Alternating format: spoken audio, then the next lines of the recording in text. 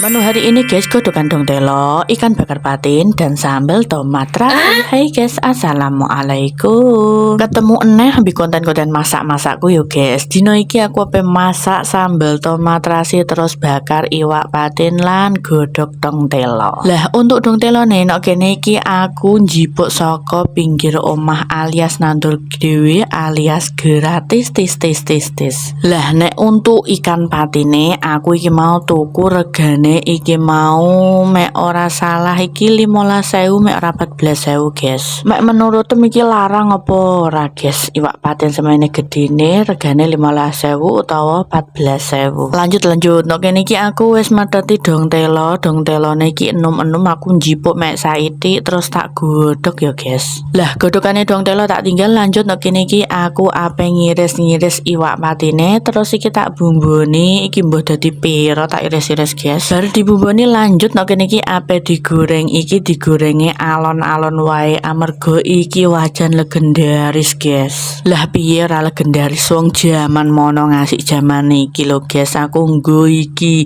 wajan cuwilik tapi iki cepet mek ndung goreng-goreng. Lah pokok iki nok kene tak sambi ngulek terus tak sambi goreng, tak sambi ngulek, tak sambi goreng. Pokok iki kobar dhewe guys. Lah kepiye mek ora disambi ora barbar mula koyo cah lanang. Wong lanang iku mek dikon goreng iki ngasih sejam ya ditunggoni masakane. Bedone mek ambi mbok-mbok iki disambi umbah-umbah, disambi nyetrika, disambi isa-isa, pokoke disambi sembarang dengah iku masakan bar guys. Wis kok malah curhat. Iki wis jebule wis mateng guys iki bakarane iki tak panggang ora tak bakar guys. Manggang iwak patin wis bar lanjut nok kene iki aku ape nggosrang-gosreng sambelku sing tak ulek ngasih lembut mau ya guys.